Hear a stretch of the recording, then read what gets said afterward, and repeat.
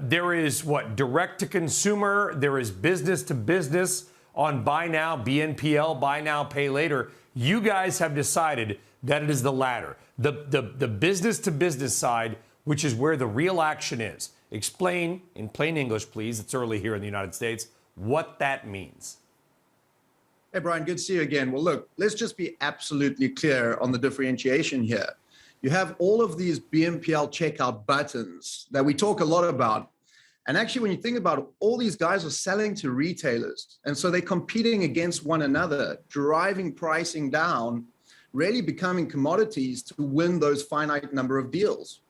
In our case, and of course, Apple, I'm really pleased to see Tim Cook and the team, they followed the Zilch approach here and said, no, let's go direct to consumers, over 5 billion adult consumers in the world. And so ultimately what happens is we have a whole customer base that really retailers are bidding against each other to access our customer base so we can bring them net new customers, incrementality, and purchasing power. And so the unit economic goes up.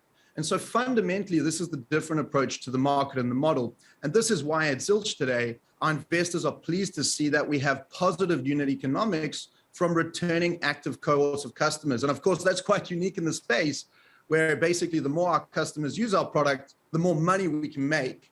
And that's really exciting and interesting for our investors, and of course, for us as a business. And that's fundamentally the difference in the models. So are these micro loans to consumers? Philip, explain the difference, because there's been a lot of criticism on some of these models about, oh, you're extending credit to mostly young people. They don't understand how it could impact their credit rating going forward. Maybe they don't fully understand the mechanics of how it works. How does the under the hood process work?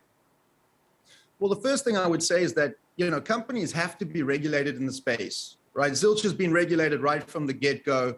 We're operating under federal law throughout the whole of the United States. We have a FCA consumer credit license in the UK. We think you just have to be regulated. You need to give the consumer protection. This is a debt instrument after all. But ultimately, the way we think about our mission and the problem is when you talk about $1 trillion of debt revolving on credit cards at 20% APR plus, and that's across the UK and the US. So if you think about it like this, Brian, can you believe that we as consumers are paying $140 billion a year to credit card companies in interest and fees? And so ultimately what this is a way for customers to pay in one, get cashbacks, discounts, and deals, or they could pay over time, in other words, defer payment over a period of 42 days for free, no interest of any kind. And effectively the mission is, let's make that $140 billion go away. There's never been a more important time for us to tackle this challenge. It's existed for almost 80 years. Credit cards came around in the 1950s. Nothing's changed since then. So Brian, really today, I think it's got to be clear. We're coming for those fees. We want to set that $140 billion down to zero. And credit card companies have been taking advantage of people too long. And we really think that this product is going to help people afford the things they need.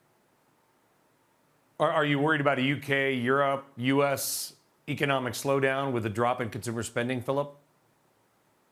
I mean, what we are certainly seeing is a bit of a flight from discretionary purchasing to non-discretionary purchasing. There's no doubt about that. But obviously, we had about 6% of the adult population as a customer base in the UK already in just 2 years. We expect to achieve more than that in the US. That's our aspiration over the next couple of years. And so obviously with the growth we have ahead of us, we can offset what we see in a slowdown in terms of top line sales. And so our revenue generation and growth, that's for sure. But we actually think that, we are seeing a responsible behavior happening where people are saying, I don't maybe need that extra pair of shoes that might end up in a landfill in the next 6 months. Actually, I should be using a product like this for my non-discretionary purchasing. We're talking about grocery, gas, lights, energy. And we really think that people should move away from overdrafts, high-cost credit cards, and use products like this to help either manage their cash flow or receive discounts and value each and every time they transact.